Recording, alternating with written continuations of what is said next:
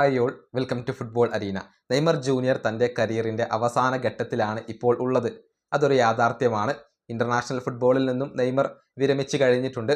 മാത്രമല്ല, ഒരുപാട് കാലമൊന്നും ഇനി നെയ്മർ ക്ലബ്ബ് ഫുട്ബോളിൽ ഉണ്ടാവാനും സാധ്യതയില്ല. നെയ്മർക്ക് ഫുട്ബോൾ മടുത്തു തുടങ്ങി, അദ്ദേഹം ആകെ നിരാശനാണ് എന്ന തരത്തിലുള്ള റിപ്പോർട്ടുകളൊക്കെ നേരത്തെ പുറത്തേക്ക് വരികയും ചെയ്തിരുന്നു.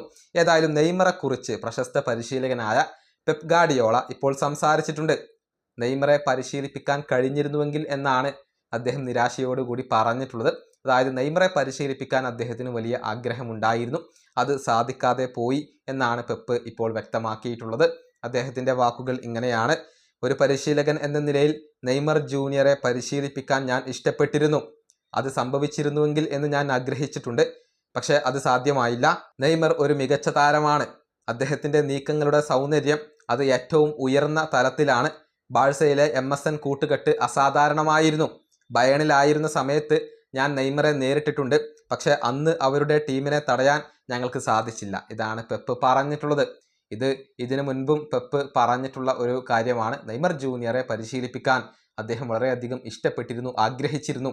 താൻ ആഗ്രഹിച്ചിട്ട് നടക്കാതെ പോയ ഒരു കാര്യമാണ് നെയ്മറെ പരിശീലിപ്പിക്കൽ എന്നൊക്കെയാണ് ഇപ്പോൾ പെപ്പ് പറഞ്ഞിട്ടുള്ളത്. ഏതായാലും നെയ്മറുടെ ഭാവി എന്താണ് എന്ന കാര്യത്തിൽ കൂടുതൽ വ്യക്തതകൾ കൈവരേണ്ടതുണ്ട്.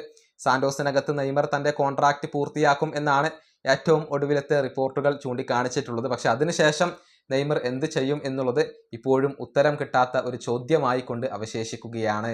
ഈ വീഡിയോയുടെ അവസാനിപ്പിക്കുന്നു. അടുത്തൊരു വീഡിയോ കാണാം.